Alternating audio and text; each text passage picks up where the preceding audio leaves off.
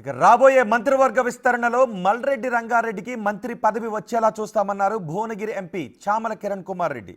సామాజిక వర్గాలను దృష్టిలో పెట్టుకుని మంత్రివర్గ విస్తరణ చేపట్టడం జరిగిందన్నారు. స్థానిక సంస్థల ఎన్నికల తర్వాత ఖాళీగా ఉన్న కేబినెట్ పోస్టులను భర్తీ చేయడం జరుగుతుందని, తప్పకుండా అందులో రంగారెడ్డి జిల్లాకు న్యాయం చేస్తాము అంటున్నారు. రాష్ట్ర జనాభాలో 40% జనాభా రంగారెడ్డి హైదరాబాద్ జిల్లాలోనే ఉందని, అలాంటి జిల్లాలకు అభివృద్ధి చేసుకోవాల్సిన బాధ్యత ఉంది అని అధిష్టానానికి తెలియజేస్తామన్నారు. మల్రెడ్డి రంగారెడ్డి మంత్రి పదవి గురించి తప్పకుండా అధిష్టానం దృష్టికి తీసుకువెళ్తామని హామీ ఇచ్చారు.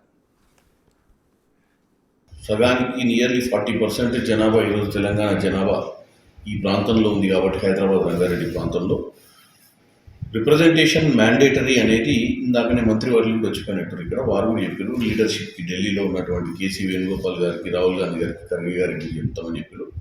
మేము కూడా మా పార్లమెంట్ పరిధిలోకి వచ్చినటువంటి ఇబ్రహీంపట్నంలో రంగారెడ్డి గారు సీనియర్ ఉన్నారు కాబట్టి అటువంటి అవకాశాలు వస్తే ఇక్కడ ఉన్నటువంటి ప్రాంతాన్ని అభివృద్ధి చేసుకోవడానికి బాగుంటుందన్న విషయాన్ని అధిష్టానానికి తెలియజేస్తాం. ఎందుకంటే ఏ నిర్ణయం అయినా కానీ ఆచితూచి నిర్ణయం తీసుకునే పరిస్థితి ఉంటుంది. డెఫినెట్గా ఆయన క్రెడిబిలిటీలో ప్రాబ్లం లేదు.